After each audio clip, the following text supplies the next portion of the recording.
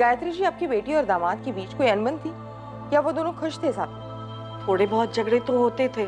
ऐसे झगड़े हर घर में होते रहते। आशीष और निधि के बीच में अगर कोई झगड़ा होता भी था तो वो दोनों आपस में सुलझा लेते थे। माँ, रविंद्र अंकल, अब बात आम झगड़े की नहीं है। वो दोनों गायब हैं बच्चों के साथ। अब किसी से भी कुछ भी छुपा के क्या फायदा? तो अब तक बहुत कुछ छुपाया गया हमसे, क्यों अतुल? नहीं मैम, वैसी बात नहीं है। एक्चुअली आशीष और निधि के बीच में 2 महीने में काफी झगड़े बढ़ गए थे और निधि माँ को भी कुछ नहीं बताती थी। जब उसने खुद से कुछ नहीं बताया तो आप लोग क्यों अंदाजा लगा रहे कि झगड़े बढ़ गए थे?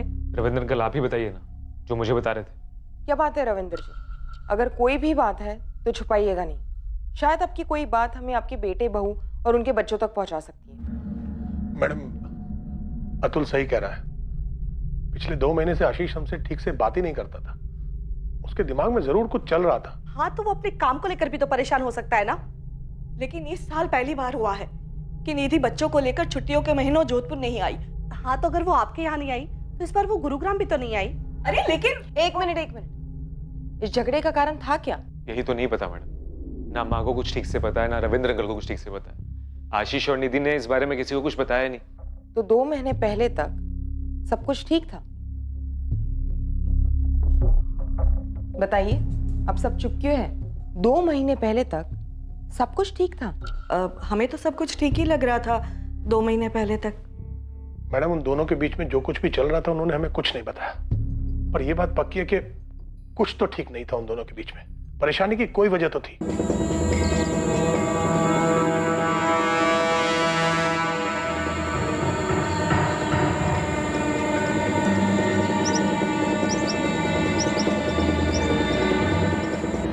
दहीसर टोल नाके से आशीष की कार की फुटेज मिलने के ठीक 1 दिन बाद थाने डिस्ट्रिक्ट के मनोर के जंगलों में आशीष की कार मिलने की खबर आई।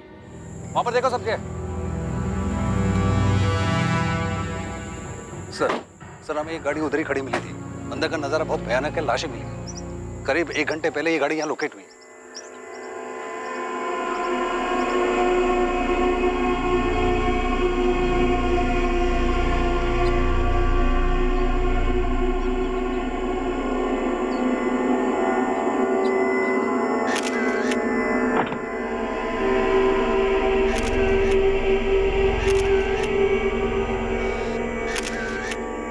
सर वो जो चौथा आदमी है आशीष शर्मा, उसकी लाश अभी तक नहीं मिली।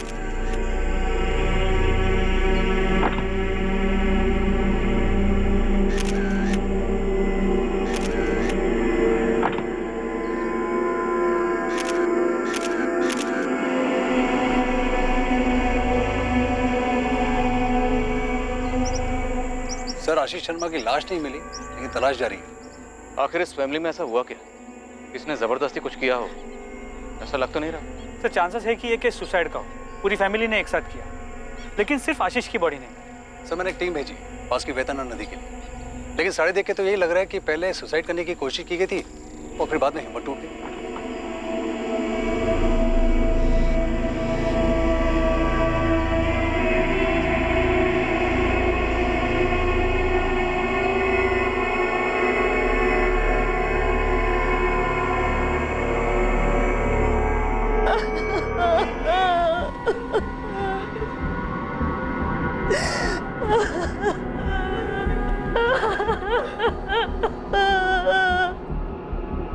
हुआ क्या था इंस्पेक्टर?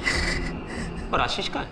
आशीष या उसकी डेड बॉडी अब तक बरामद नहीं हुई। इन्हें देख के लगता है कि इन्हें जहर दे के मारा गया। क्राइम स्पॉट पे हमें एक चॉकलेट का बॉक्स मिला, उसे एनालिसिस के लिए हमने लैब भेज दिया। इन्हें जहर दिया? लगता तो ऐसे ही। पोस्टमार्टम रिपोर्ट के बाद ही हम कुछ कंफर्म कह सकते हैं।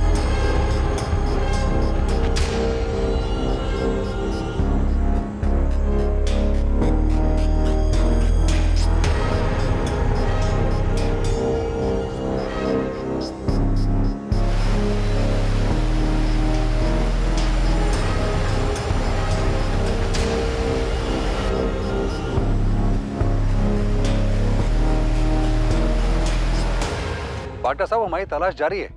आज भी 3 डाइवर्स गए हैं नदी में, लेकिन हमें कुछ मिला नहीं है। मैंने दूसरी टीम को नदी के आगे भी छानबीन करने के लिए कहा। इस केस में काफी गड़बड़ है।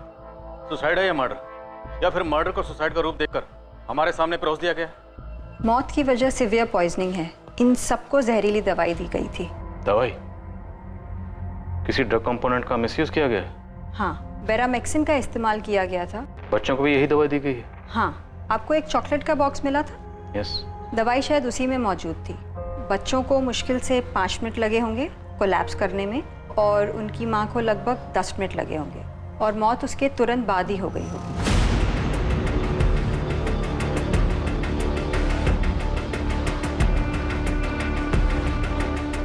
ऑफिसर, आपका अंदाजा बिल्कुल सही है। चॉकलेट्स में बेरामेक्सिन मौजूद है, वो भी काफी ज्यादा क्वांटिटी। ये जो बंदा है आशीष शर्मा, फार्मा कंपनी में काम करता है, तो पक्का इस ड्रग के बारे में जानता होगा। इनफैक्ट हो सकता है कि इसकी कंपनी इस ड्रग की डिस्ट्रीब्यूटर हो। हाँ सर, हमारी कंपनी बेरामेक्सिन की डिस्ट्रीब्यूटर है। आशीष सेल्स में था और इसके बारे में जानता था। सर, यकीन ही नहीं आता कि आशीष इस तरह खुद की और अपने परिवार की जान ले सकता है। आशीष ने अपने बीवी और बच्चों को मारने के बाद खुद सुसाइड किया है या नहीं, ये अब तक क्लियर नहीं है। हमें सिर्फ उसके बीवी और बच्चों की बॉडी मिली। इतना क्लियर है कि उसने वो जहरीले चॉकलेट्स क्राइम सीन पे नहीं खाए, इसलिए या तो आशीष या उसकी डेड बॉडी अब तक मिसिंग है।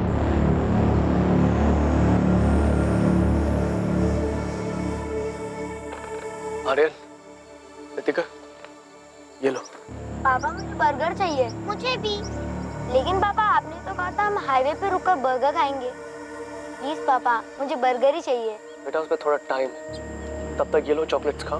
पापा, लेकिन हम यहाँ क्यों रुके हैं? बेटा, पापा थोड़ा थक गए हैं, थोड़ा सा बस ब्रेक लिया है ना, थोड़ी देर के बाद चलेंगे। बहुत दूर जाना है ना यहाँ से। ये लो, खाओ।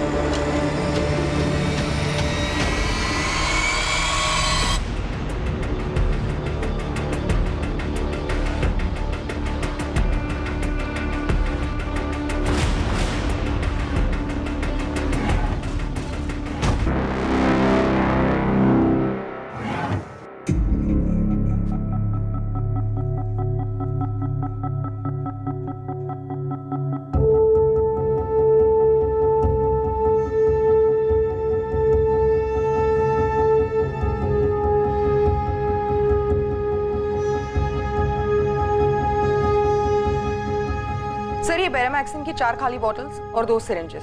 सुसाइड नोट कहीं नहीं मिला, पूरा घर छान मारा। परिवार में, ऑफिस में और आस पड़ोस में किसी को भी इनके घर की असली हालत की खबर नहीं, पर सिचुएशन इस हद तक बिगड़ गई थी कि सुसाइड करने की नौबत आ गई, पर किसी को भनक तक नहीं लगी। इस सुसाइड को पूरी प्लानिंग के साथ अंजाम दिया गया, और ये बेरामेक्सिन की खाली शीशियां भी इस बात का सबूत है।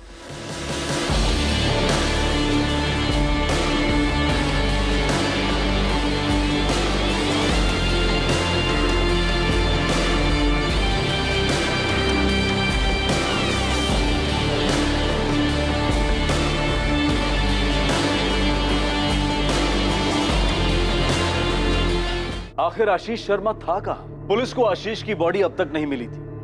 क्या आशीष और निधि दोनों ने सोच समझकर साथ मिलकर इस सुसाइड को प्लान किया था? और अगर ऐसा था भी तो इस प्लान में बच्चों को क्यों शामिल किया गया? और ऐसी कौन सी बात थी जिससे पूरा परिवार इतना परेशान था? और फिर इतना बड़ा कदम उठाने से पहले आशीष और निधि ने अपने अपने परिवारों से बात तक नहीं की। आशीष और निधि के परिवार और जान पहचान वालों के अलावा पूरा शहर ही इस विचित्र सामूहिक आत्महत्या के केस के बारे में सुनकर हैरान था। कई अनुमान लगाए जा रहे थे, लेकिन सब के सब सच से कोसों दूर थे। 3 लाशें मिल गई थी, लेकिन चौथी लाश का कोई नामो निशान नहीं था। इसलिए ऐसा भी हो सकता था कि आशीष शर्मा जिंदा हो और गायब हो। इस भयानक जुर्म को अंजाम देने का कोई ठोस मकसद अब तक सामने नहीं आ पाया था। मैडम, ये आशीष और उसकी पत्नी निधि शर्मा के अकाउंट डिटेल्स। उनका एक हाउसिंग लोन है, लेकिन कभी उसका डिफॉल्ट नहीं हुआ। सारी इंस्टॉलमेंट्स टाइम पर आई है। कोई सस्पिशियस ट्रांजैक्शन, कोई खरीदी बिक्री जो गैरकानूनी हो? मैडम, इसकी जानकारी तो मैं नहीं दे पाऊंगा। आपको आशीष शर्मा की कंपनी या उसके सीए से बात करनी चाहिए। हाँ, इस हाउसिंग लोन के अलावा उसके 4 एफडीज, एक म्यूचुअल फंड अकाउंट और एक डीमैट अकाउंट भी है। अगर मुझसे पूछिए तो मुझे नहीं लगता आशीष शर्मा किसी तरह के फाइनेंशियल स्ट्रेस में था। सर, पिछले 6 महीनों में कंपनी के काम के सिलसिले में आशीष भुवनेश्वर, कोलकाता, लखनऊ और पटना जाते रहे हैं। क्या इन सभी जगहों पे एकोमोडेशन आपकी कंपनी देती है? जी हाँ, सारी डिटेल्स हैं हमारे पास। Sir, MN group of hotels. जब भी कोई एम्प्लॉय कंपनी के काम से बाहर जाता है तो यही रुकता है। क्या आशीष पर काम या परफॉर्मेंस का कोई स्ट्रेस था? काम का और परफॉर्मेंस का स्ट्रेस किसके ऊपर नहीं होता? मेरे ऊपर है, विवेक और कंपनी के पूरे स्टाफ के ऊपर है। पर उसके ऊपर अलग से ऐसा कौन सा स्ट्रेस था, ये समझ में नहीं आ रहा। और अगर सर उसको कोई स्ट्रेस था भी, कोई टेंशन थी भी, तो किसी से वो बात करता, किसी को बताता। और सर, आपके कहने पर मैंने हमारे सारे क्लाइंट से बात भी की है, स्पेशली जिनके साथ आशीष डील करता था, लेकिन उनमें से भी किसी ने नोटिस नहीं किया कि आशीष परेशान था। ऐसा भी क्या टेंशन थी, कौन सा स्ट्रेस था जिसके चलते उसने पूरे परिवार को मार दिया, बच्चों तक को नहीं छोड़ा? सर, मैंने आशीष और निधि के बैंक स्टेटमेंट और फाइनेंशियल डिटेल्स को बारीकी से स्टडी किया। कहीं कुछ गड़बड़ नहीं लगता। कोई ऐसा ट्रांजैक्शन नहीं जो गलत या गैर कानूनी हो। जैसे बैंक मैनेजर ने हमसे कहा था, फैमिली में पैसों को लेकर कोई प्रॉब्लम दिखाई नहीं देती। सर, आशीष की फोटो को कलकत्ता, भुवनेश्वर, पटना और उन सभी जगहों पे भेजा जहां पर वो काम से जाता था, और उन सभी होटल्स में भी जहां पर वो रुकता था। दीपक, मुझे नहीं लगता कि आशीष इनमें से किसी भी जगह जाएगा, अगर वो जिंदा है तो। और अगर ये सुसाइड नहीं, मर्डर है तो, जो कि शायद आशीष ने बहुत सोच समझ के की। मर्डर नहीं लगता। यही तो अजीब बात है। पोस्टमार्टम रिपोर्ट में ये साफ साफ लिखा है कि तीनों बॉडी पर स्ट्रगल मार्क्स नहीं है। निधि, आर्यन, ऋतिका, तीनों ने चॉकलेट्स खुद खाई थी। सर, अगर हम मान भी लेते हैं कि ऋतिका और आर्यन को डरा धमका के चॉकलेट्स खिलाई, लेकिन फिर भी निधि का क्या? उसने कोई स्ट्रगल नहीं किया। उसने वो जहर वाली चॉकलेट्स चुपचाप खा ली। कि घर वाले भी कुछ नहीं जानते। कितना अजीब है, घर में इतना कुछ हुआ और हर कोई एक ही रट लगा रहा है, किसी को कुछ नहीं पता। सर, होपफुली आशीष हमें जिंदा मिल जाए, क्योंकि अगर उसकी भी डेड बॉडी मिलती तो शायद एक केस हमेशा के लिए अनसुलझा रह जाएगा और मकसद कभी सामने ही नहीं आएगा।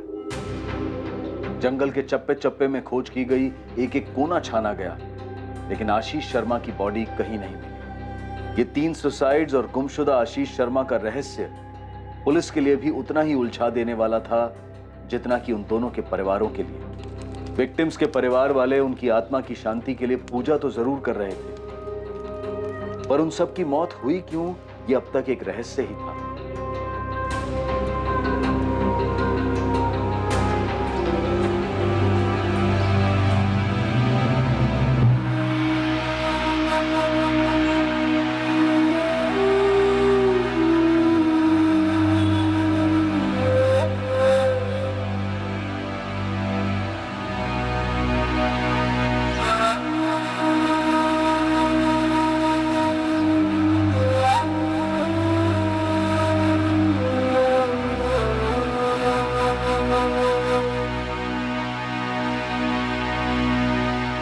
आशीष शर्मा जिंदा था और दर दर भटक रहा था, दिशाहीन और निर्जीव।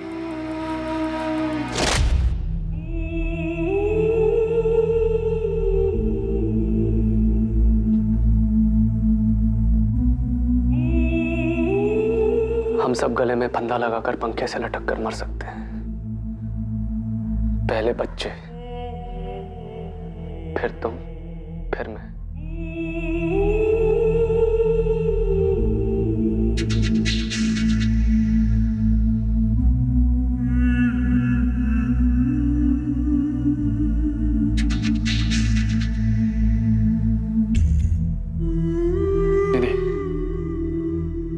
हम सब जाकर नदी में कूदकर अपनी जान देंगे। नहीं आशीष, ये नहीं होगा मुझसे। निधि, यही सबसे आसान तरीका है, सब साथ में मर जाएंगे। नहीं नहीं, समझने की कोशिश करो। इसके अलावा जो भी तरीका होगा वो बहुत दर्दनाक होगा, हम सबकी बर्दाश्त के बाहर। हमारा तो ठीक है, मगर बच्चों का क्या? निधि, निधि, निधि, प्लीज मेरी बात समझो। नदी में कूद के जान लेना ही सबसे सही। नहीं आशीष, नहीं। बस।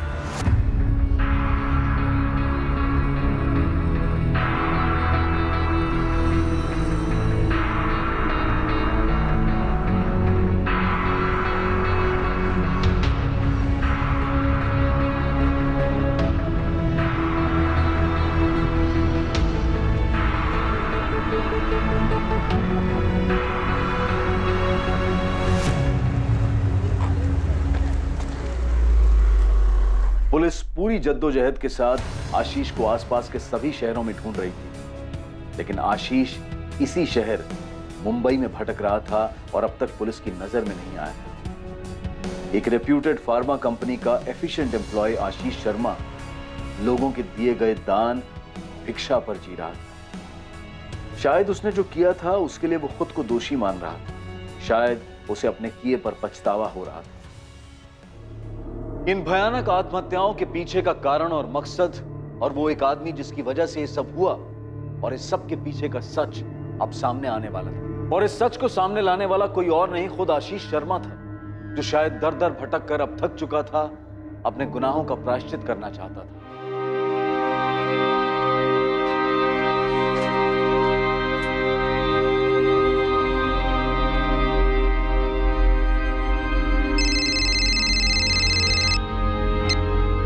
हेलो विवेक, आशीष। थक गया हूं मैं, थक गया हूं भटकते भटकते। आशीष तू है कहाँ? मैंने तीनों को मार डाला, निधि, रितिका, आर्यन, सबको खत्म कर डाला। आशीष तू है कहाँ इस वक्त? बोल ना। समझ में नहीं आ रहा है कहाँ जाऊं, क्या करूं।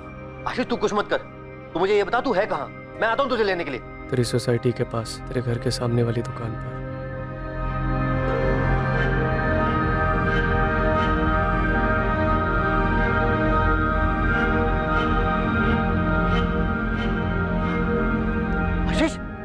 आशीष ये तूने क्या कर दिया? क्यों किया? कुछ तो बोल। और ये क्या हो गया तुझे? माँ, अभी अभी फोन आया कि आशीष मिल गया। क्या? उसने कुछ कहा? क्यों मार डाला उसने सबको? उसने अभी तक किसी को कुछ नहीं बताया माँ। मैं अभी मुंबई के लिए निकल रहा हूँ। रविंद्र अंकल और कल्पना आंटी भी वहां पहुंच रहे होंगे। क्यों आशीष, ऐसी क्या मजबूरी थी जिसने तुम्हें अपने परिवार की जान लेने पर मजबूर कर दिया? हम दोनों ने मिलकर यह फैसला लिया था, प्लान बनाया था आत्महत्या करने का। कई सारी तरीके ढूंढे, सबसे आसान यही लगा जिससे किसी को भी तकलीफ नहीं हो। मैं किसी को भी दर्द नहीं देना चाहता था। निधि भी मेरी बात मान गई।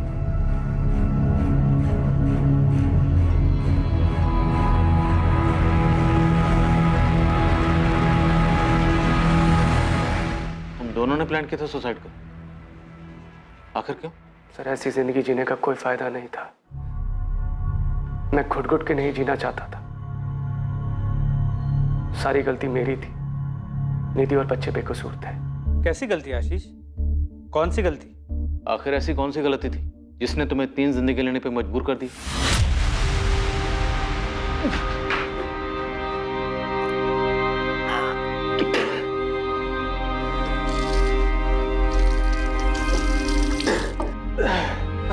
आशीष आराम से बैठो। पी लो आशीष, पानी पी लो। आशीष, कितनी बार कहा है किसी अच्छी डॉक्टर से चेकअप करवा लो। आज 4 दिन हो गए, तुम्हारी उल्टी बंद होने का नाम ही नहीं ले रही है। हाँ बाबा, करा लूंगा। खुद परेशान हो गया अपनी तबीयत खराब होने की वजह से। तुम आराम करो।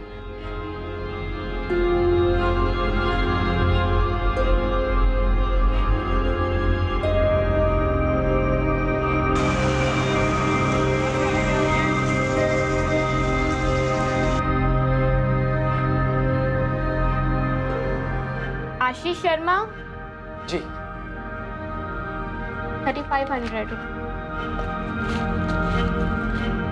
मैम बता सकते हैं इसमें क्या लिखा है? ये आपको सिर्फ डॉक्टर साहब ही बताएंगे, मेरा काम सिर्फ रिपोर्ट देना है।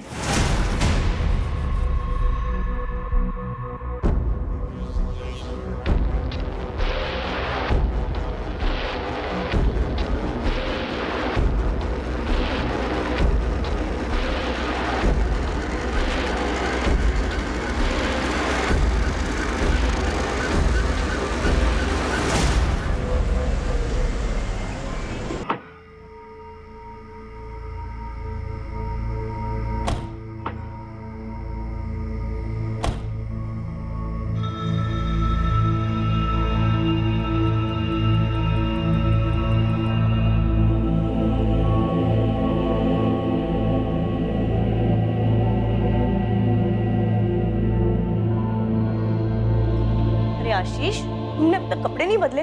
जल्दी से कपड़े बदल लो, खाना तैयार है, मैं तब तक ऋतिका और आर्यन को खिला देती हूँ।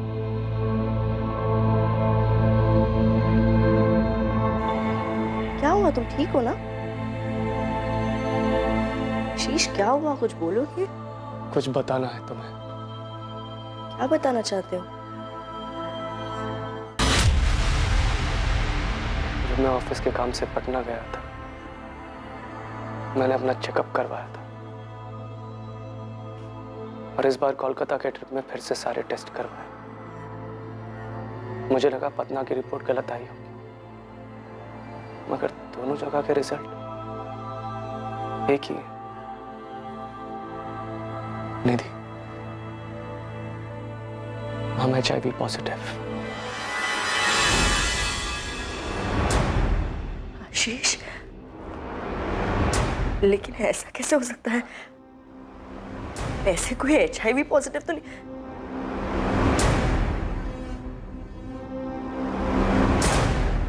आशीष, क्या किया है तुमने? अब मैं निधि से और झूठ नहीं बोल सकता था। मुझे उसे सब कुछ सच सच बताना पड़ा। कौन सा झूठ?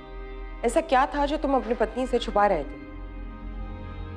मैं कोठों पर जाया करता था, हर उस शहर में जहां कंपनी मुझे काम से भेजती थी।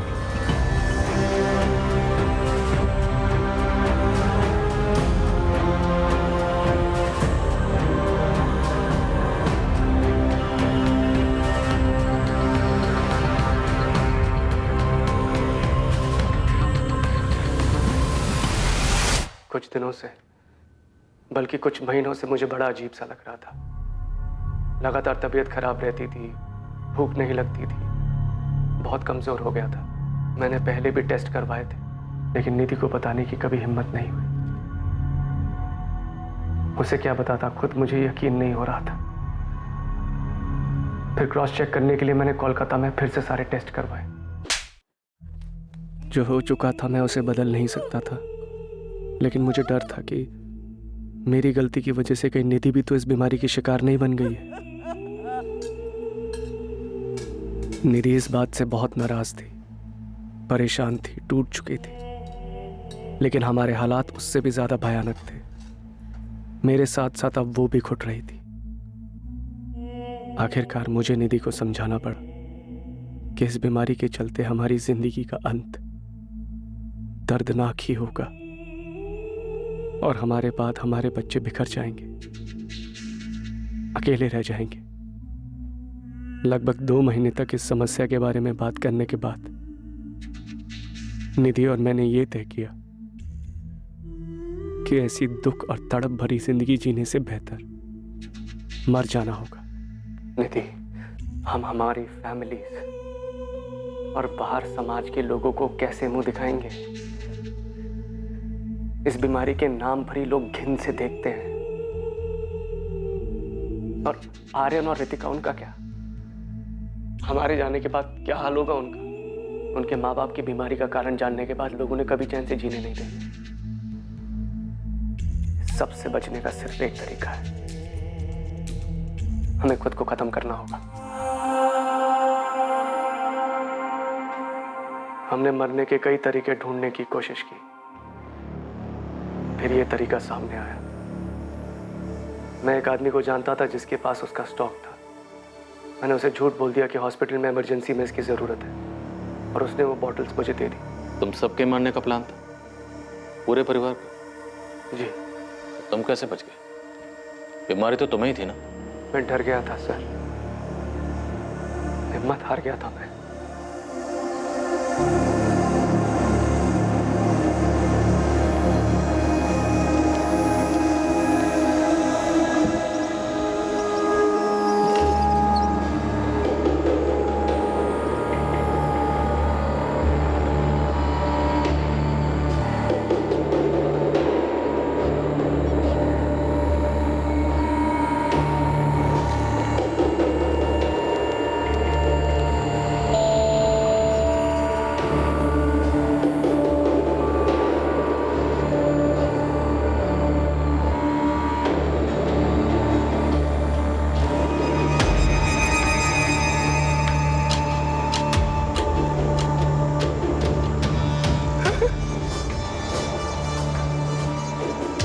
मैं डर गया था, मुझसे हिम्मत ही नहीं हुई।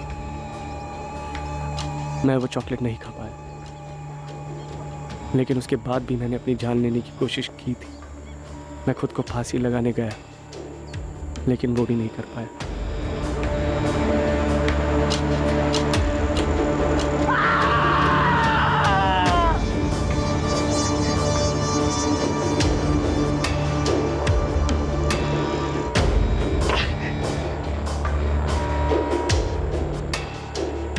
उसके बाद मैं कई दिनों तक यूं ही भटकता रहा। कई बार खुद को मारने की कोशिश भी की, मगर कभी हिम्मत नहीं। सर, मैं गुनहगार हूं अपनी बीवी का, अपने बच्चों का। मैंने बहुत बेरहमी से उन्हें मरते हुए देखा है,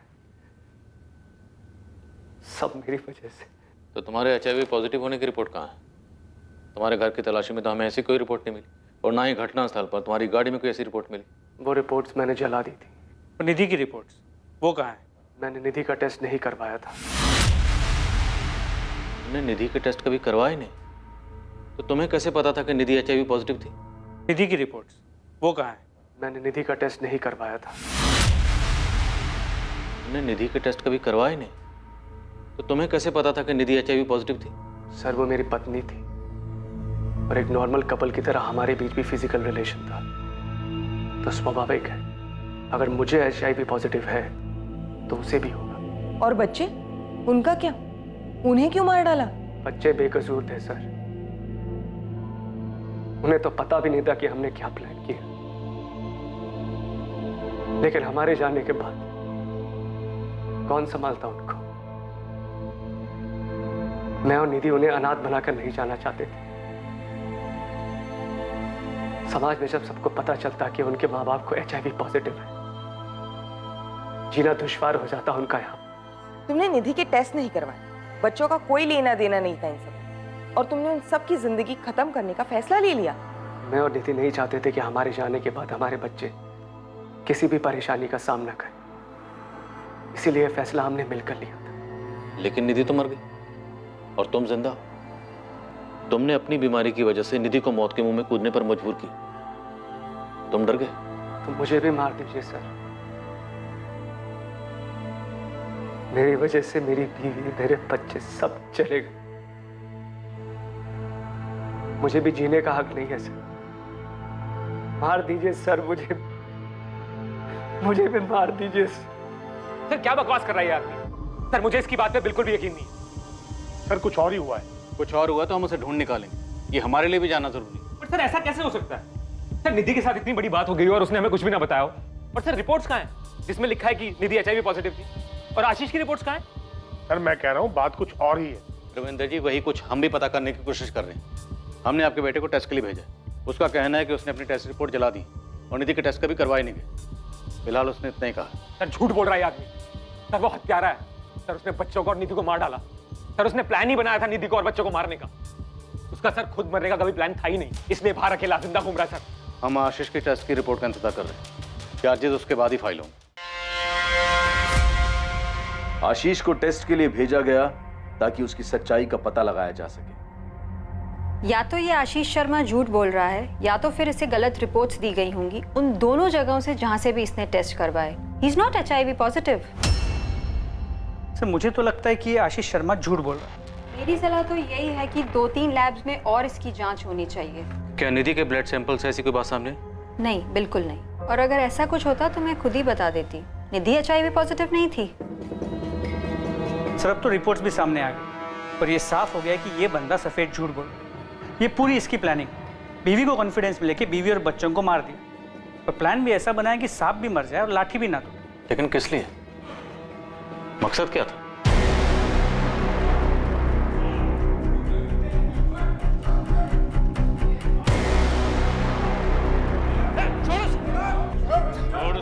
आशीष के ब्लड सैंपल्स दूसरे 2-3 लैब्स में टेस्ट के लिए भेजे गए और वहां भी रिजल्ट यही था, आशीष शर्मा HIV पॉजिटिव नहीं था। आशीष से कड़ी पूछताछ की गई ताकि इस जुर्म का असल मकसद सामने आ सके, यह पता चल सके कि आशीष झूठ बोल रहा था या नहीं। कहीं ऐसा तो नहीं था कि आशीष ने जानबूझकर अपनी पत्नी को HIV पॉजिटिव वाली बात पर यकीन दिलाया था ताकि वो निधि और बच्चों से अपना पीछा छुड़ा सके। लेकिन बार बार पूछने पर भी आशीष अपने पहले बयान पर टिका रहा। आशीष शर्मा पर आईपीसी की धारा 302 के तहत अपनी पत्नी और बच्चों की हत्या करने के चार्जेस लगाए गए। केस के ट्रायल के दौरान भी आशीष इसी बात पर टिका रहा। यह उसका और उसकी पत्नी का आपसी सहमति से लिया गया फैसला था।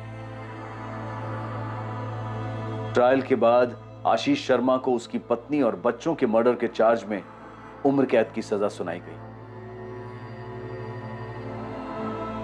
निधि का परिवार समझ ही नहीं पा रहा था कि निधि ने उनसे बात क्यों नहीं की। बिना कोई जांच पड़ताल किए उसने इतना भयानक कदम क्यों उठाया। आशीष के माता पिता भी अब तक इस बात को समझ नहीं पा रहे हैं कि आशीष ने ऐसे कैसे इतने बड़े जुर्म को अंजाम दे दिया, जबकि उसके पीछे का कारण बेमतलब था। आशीष ने अपनी पत्नी और बच्चों के साथ आखिर ऐसा क्यों किया? आशीष शर्मा की इस कहानी में सिर्फ उसका अपराध बोध सामने आया था। इसके अलावा इस घटना का कोई जस्टिफिकेशन नहीं था। जिन 2 लैब्स में उसने पहले टेस्ट करवाए थे, शायद वहीं से उसे सच में गलत रिपोर्ट्स दिए गए थे, लेकिन इस बात का भी कोई सबूत नहीं मिल पाया। आशीष को उन दोनों शहरों में ले जाया गया जहां उसने ये जांच करवाई थी, लेकिन आशीष को ना तो डायग्नोस्टिक सेंटर्स के नाम याद थे और ना ही उनकी लोकेशन, और ना ही किसी लैब में पुलिस को आशीष के नाम के ब्लड रिपोर्ट के रिकॉर्ड्स मिले।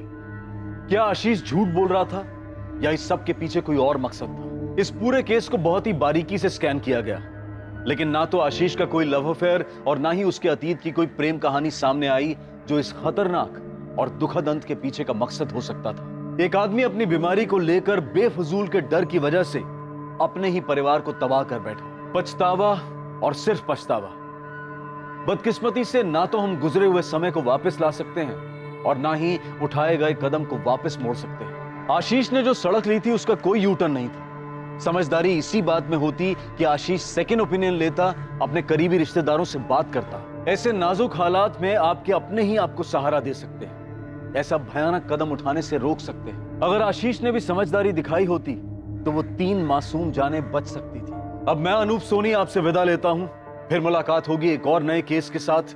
और याद रखें, क्राइम और आपके बीच में सिर्फ इतना फर्क है कि आप कितने सतर्क हैं। सतर्क रहें, सुरक्षित रहें। जय।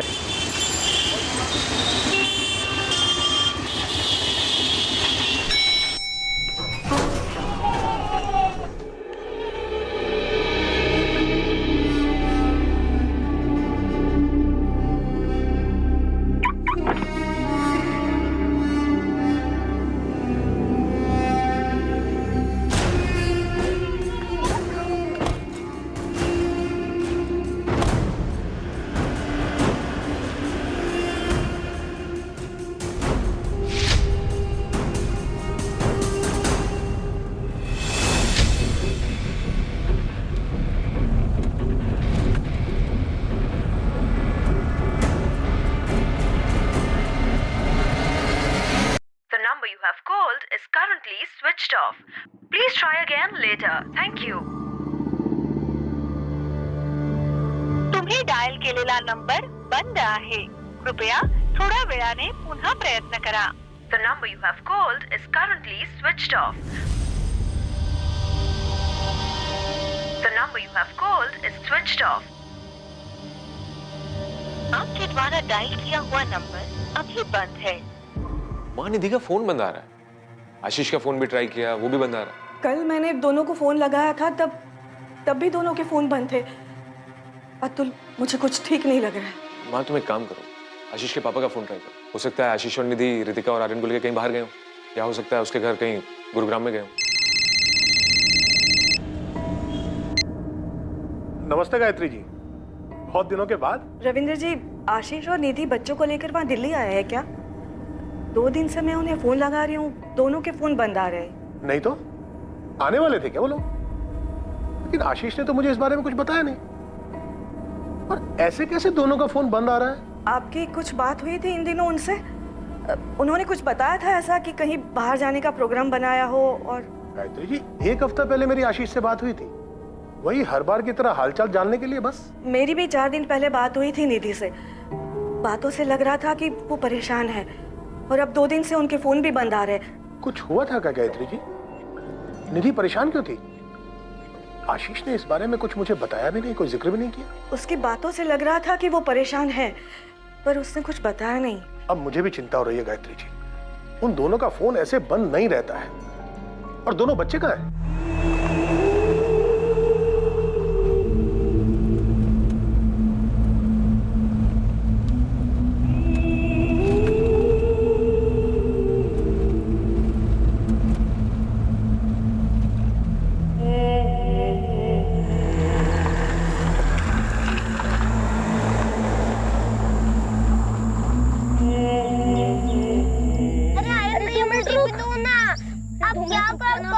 मुझे भी दो ना।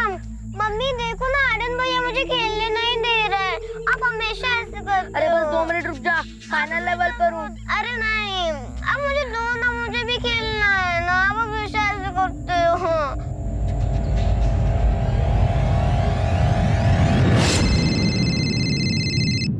हेलो। हेलो विवेक, मैं निधि का भाई अतुल बोल रहा हूँ। हम लोग एक बार मिल भी चुके हैं। कौन निधि? आशीष की वाइफ। ओ हाँ अतुल, कैसे हो? हाँ मैं ठीक हूँ, मैं जोधपुर में हूँ। मैंने बस इसलिए फोन किया था कि आशीष ऑफिस आया है क्या? आशीष तो पिछले 2 दिन से ऑफिस नहीं आया और उसने ना ही किसी को कुछ बताया है। यहाँ तक कि उसने हमारे बॉस नितिन को भी कोई इन्फॉर्मेशन नहीं दी। मैंने कहा भी था उससे कि जाने से पहले नितिन सर को बता के जाए। वो कहीं जाने वाला था? कुछ बताया उसने? हाँ फोन आया था उसका 2 दिन पहले। विवेक, मैं निधि और बच्चों को लेकर महाबलेश्वर जा रहा हूँ 4 दिनों के लिए। आज पूरे वेस्टर्न डिवीजन सेल्स टीम की मीटिंग है ऑफिस में और तू बोल रहा है तू महाबलेश्वर जा रहा है? प्लान अचानक बना है, मैं चेंज नहीं कर सकता, मुझे जाना पड़ेगा। कब बना है प्लान? कल तो तूने इसके बारे में मेरे को कुछ नहीं बताया और ये मीटिंग तो पिछले 2 हफ्ते से फिक्स है ना। विवेक मुझे जाना पड़ेगा, तू किसी तरह मैनेज कर लेना वहाँ पर। तो एक काम कर, तू मुझे नहीं नितिन सर को इन्फॉर्म कर। भाई बॉस वो है, मैं नहीं। तू बता देना सर को। और क्या बोलूँगा, तू इतनी इंपॉर्टेंट मीटिंग छोड़ के महाबलेश्वर घूमने जा रहा है? नहीं नहीं भाई, तू इन्फॉर्म कर दे, नहीं तो महाबलेश्वर तू घूमने जाएगा और बॉस की डांट मैं सुनूंगा। ठीक है, रहने दे, मैं ही बता देता हूँ सर को। लेकिन अब्दुल, आशीष ने नितिन सर को कुछ बताया ही नहीं, बिना बात किए चला गया और यहाँ अकेला सारी प्रॉब्लम मैं झेल रहा हूँ। महाबलेश्वर में कहाँ रुकने वाले थे? कुछ बताया उसने? नहीं, कुछ नहीं बताया आशीष ने। बस इतना ही कहा था कि 4 दिनों के लिए वो महाबलेश्वर जा रहा है।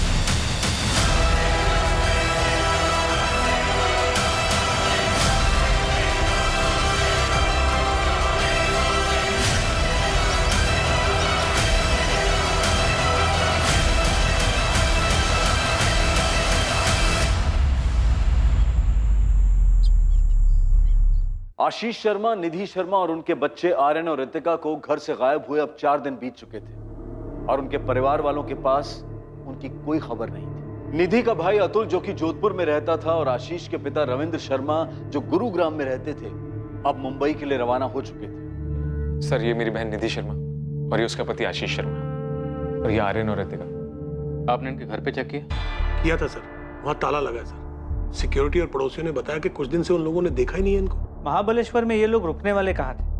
पहले भी कभी गए हैं वहाँ? सर, आशीष ने अपने कलीग विवेक को सिर्फ इतना बताया था कि वो वहाँ जा रहा है। हमें तो इस वैकेशन के बारे में पता ही नहीं था। कहाँ रुकने वाले हैं कहाँ से पता होगा सर? हम बच्चों के स्कूल भी गए थे सर, वहाँ भी कोई इन्फॉर्मेशन नहीं थी।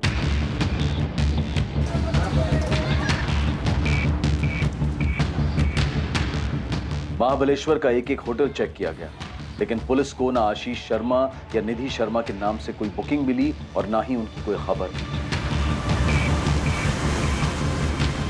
मुंबई से महाबलेश्वर तक के टोल नाका के सीसीटीवी फुटेजेस से भी कोई लीड नहीं मिली। आशीष की कार ने कोई टोल नाका कभी क्रॉस ही नहीं किया था जो उन्हें महाबलेश्वर ले जा सके।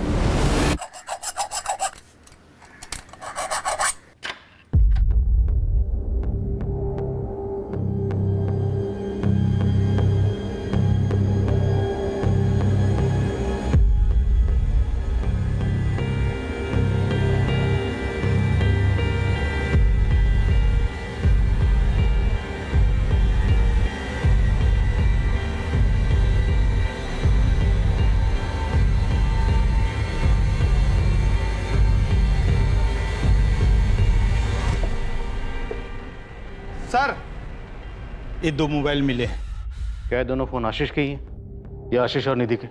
हो सकता है सर, लेकिन मैं पक्का नहीं बोल सकता क्योंकि मुझे नहीं पता वो दोनों कौन सा मोबाइल यूज करते हैं। रुकना, ऑन करो फोन। हम फार्मा प्रोडक्ट्स में डील करते हैं और आशीष हमारी कंपनी में सीनियर सेल्स मैनेजर है। वो शुरू से ही अपने काम में बहुत एफिशिएंट रहा है, इसलिए उसका अचानक ऐसे छुट्टी पर चले जाना बहुत अजीब है। उसने मुझे इन्फॉर्म तक नहीं किया। इनफैक्ट उसके इस बर्ताव से मैं काफी अपसेट भी हुआ था। क्या कोई ऐसी बात थी जिसकी वजह से आशीष परेशान थी? उसकी पत्नी निधि के भाई अतुल ने हमें बताया कि पिछले हफ्ते जब उनकी निधि से बात हुई वो काफी परेशान लग रही थी। नहीं सर, मेरी जब आशीष से बात हुई तो मुझे कुछ ऐसा लगा नहीं। मेरा मतलब है, हो सकता है ऐसा कुछ हुआ भी हो, पर मुझे महसूस नहीं हुआ। और अगर वो परेशान था भी तो अचानक क्यों एक दिन उठकर महाबलेश्वर क्यों चला जाएगा, और वो भी बिना किसी को बताए? वो लोग महाबलेश्वर नहीं गए। तो फिर कहाँ गए? मेरी तो कुछ समझ में नहीं आ रहा है। वो ऑफिस नहीं आ रहा, महाबलेश्वर नहीं गया, तो आखिर वो लोग गए कहाँ? मैं अभी मिली थी 5 जुलाई की दोपहर को उससे। बच्चों को बस स्टॉप से लेने आई थी, हमारी बात भी हुई। निधि ने तो कोई जिक्र नहीं किया महाबलेश्वर के बारे में। कविता जी, क्या हाल फिलहाल में निधि ने आपसे कोई ऐसी बात कही हो जिससे आपको लगा हो कि वो काफी परेशान है? निधि, तुम एक बार बीकेपी कोचिंग क्लासेस ट्राई करके तो देखो, उनके मैथ्स टीचर बहुत ही अच्छे हैं। कविता, मैंने आर्यन को ऑनलाइन ट्यूटोरियल्स के लिए सब्सक्राइब कर लिया है, वही उसके लिए ठीक है। अरे तेरी बात सही है, लेकिन ऑनलाइन ट्यूटोरियल में टीचर वहाँ खुद तो नहीं होता ना बच्चों को समझाने के लिए, बस कंप्यूटर पे सब कुछ बोल देता है। तू एक बार क्लासेस तो ट्राई करके देख। अगर तू हाँ बोले तो एक दिन मैं अपने पूजा के साथ आर्यन को भी ले जाती हूँ। एक दिन का फ्री ट्रायल ऑर्गेनाइज कर देती हूँ आर्यन के लिए। सच में ऐसे मैथ्स टीचर कहीं नहीं मिलेंगे। अच्छा ठीक है, मैं आशीष से बात करती हूँ। हमने बस रोजमर्रा की बात की थी। उन लोगों का महाबलेश्वर जाने का कोई प्लान है ऐसा तो नहीं बोला। हो सकता है उनके यहाँ घर काम करने वाली कमला को कुछ पता हो। मैडम, मैं 5 तारीख को गई थी उनके घर काम करने के लिए, लेकिन उन्होंने बताया नहीं उन्हें बाहर जाना है, वो भी 4 दिनों के लिए। हमेशा बाहर जाती है तो मुझे बता देती है। कमला, आशीष और निधि के बीच कोई झगड़ा वगैरह हुआ था क्या? मैंने तो कभी ऐसा कुछ भी नहीं देखा है। मैं तो काम करके चली जाती है। 6 तारीख को भी आई थी काम करने के लिए, तो वो वॉचमैन रमेश है ना, उसने बोला साहब और मैडम बच्चे लोग तक कहीं बाहर गए हैं। नमस्ते साहब। साहब, मैंने अतुल जी और साहब के पिताजी दोनों को बताया था।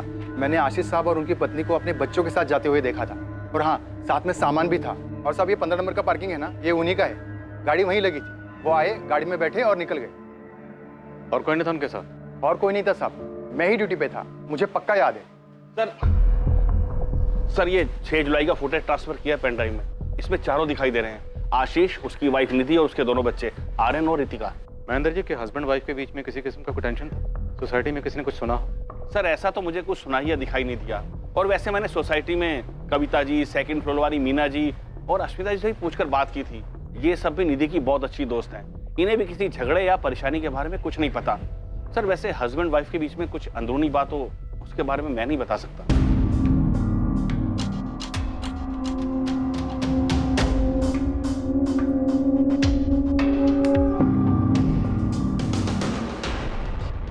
सर आमतौर पे बच्चे तो घूमने फिरने के लिए काफ़ी एक्साइटेड रहते हैं, और यहाँ पर भी बच्चे एक्साइटेड हैं। लेकिन आशीष और निधि, इनके चेहरों को देख के लगता ही नहीं कि ये लोग खुश हैं। आप खुद ही देखिए, ऐसा लग नहीं रहा कि छुट्टी पे जा रहे हैं। चेहरे पे इतनी उदासी। और महाबलेश्वर, वहाँ तो ये पहुँचे नहीं। हमने अपनी तरफ से महाबलेश्वर का हर एक होटल, लॉज, सब जगह चेक करा है। हमने सर्च ऑपरेशन तो लॉन्च कर दिए, पर किसी भी बाहरी खतरे की संभावना नजर नहीं आ रही। तो साफ है कि महाबलेश्वर वाली बात सिर्फ एक बहाना, लेकिन असल बात कुछ और है, जो सिर्फ पति पत्नी के बीच हुई, जिसकी वजह से परिवार समेत कहीं चले गए। पर सर ऐसा कैसे हो सकता है? दोनों के बीच में कुछ बात हुई हो और हमें भनक तक ना लगी हो। सर अगर दोनों का झगड़ा हुआ होता तो बच्चों पर उसका असर जरूर होता। बच्चे तो खुश नजर आ रहे हैं। हाँ, लेकिन निधि और आशीष वो तो खुश नहीं। और हो सकता है बच्चों को भी कुछ ना पता हो, जैसे आप लोगों को कुछ नहीं पता। किसी खतरे में तो नहीं है सर? मुझे सच में उनकी बहुत फिक्र हो रही है सर। हो भी सकती, पर आप लोग ही बेहतर बता सकते हैं कि अगर खतरा था तो कहाँ से, क्योंकि बाहर से कुछ नजर नहीं आ। रितिका ने कभी किसी परेशानी के बारे में नहीं बताया। मैंने उसके सारे क्लासमेट से बात की है। अगर कुछ होता तो किसी ना किसी से जरूर कहती वो। और आर्यन, उसकी तो 2 हफ्ते पहले ही पेरेंट टीचर मीटिंग थी, निधि भी आई थी उसमें। उसको देखकर बिल्कुल नहीं लग रहा था वो थोड़ी भी परेशान है। वो लोग 6 जुलाई को निकले थे। उसके 4-5 दिन पहले रितिका और आर्यन के बर्ताव में कोई बदलाव? नहीं मैम, कोई भी बदलाव नहीं था। अगर ऐसा कुछ होता तो मुझे जरूर पता चलता। रितिका भी बिल्कुल नॉर्मल थी। अगर कुछ बदलाव होता तो मैं नोटिस जरूर करती उसे। और अजीब बात तो ये है मैडम कि कल से आर्यन के क्वार्टरली एग्जाम स्टार्ट हुए हैं, जो कि बहुत ही इंपॉर्टेंट होते हैं। कोई भी माँ उस बीच अपने बच्चों को छुट्टियों पे कैसे ले जा सकती है? 11 जुलाई 2017 आशीष शर्मा और उसके परिवार के गायब होने के ठीक 5 दिन बाद एक खबर आई, जिससे आखिरकार ये पता चला कि वो लोग पूरे परिवार के साथ अपनी कार लेकर मुंबई से किस तरफ निकले थे। इस खबर ने इस मिसिंग केस को और भी ज्यादा उलझा दिया था। लेकिन इस खबर की ही मदद से पुलिस को आखिरकार आशीष और उसके परिवार को ढूंढने में सही दिशा मिली थी।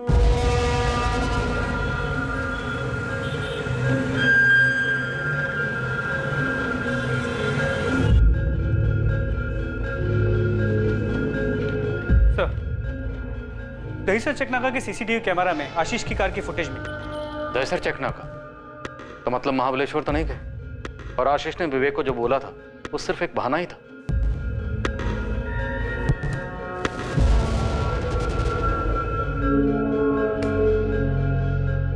इस तरफ कहां जा सकते हैं लोग? एक तो यहाँ से सिर्फ गुजरात जा सकते हैं या फिर घोड़बंदर रोड से राइट लेके नासिक से। नासिक साइड में जो टोल नाका है वहाँ की 6 जुलाई की सीसीटीवी फुटेज मंगा ली और गुजरात बॉर्डर पे भी इंफॉर्मेशन भेज दी। दीपक, मुझे लगता है कि सबके पीछे कोई अंदरूनी मामला छिपा हुआ है। खैर, इन चारों के फोटोग्राफ्स इधर दहीसर से गुजरात तक और उधर इगतपुरी से नासिक सभी पुलिस स्टेशन में पहुंचो। देखते हैं शायद कहीं से कोई खबर आ जाए। गुजरात, नासिक, इगतपुरी, क्या इनमें से कहीं जा सकते हैं? मुझे तो ये समझ में नहीं आ रहा कि ये दोनों बिना किसी को कुछ बताए हुए कहीं क्यों जाएंगे। निधि ने माता को कुछ नहीं बताया। गायत्री जी, क्या उसे निधि ने आपको अपनी परेशानी की वजह बताई थी? उसने तो ऐसा कुछ नहीं बताया, पर उसकी बातों से मुझे ऐसा लगा कि वो परेशान है, और मैंने उसको पूछा भी, पर उसने कहा कि ऐसी कोई बात नहीं है। हाँ माँ, सब ठीक चल रहा है। आर्यन और रितिका का स्कूल भी ठीक है। जरा बात तो करा दी बच्चों से। माँ सो गए दोनों, बाद में बात कराती हूँ कल या परसों में। और कुछ बोलना है?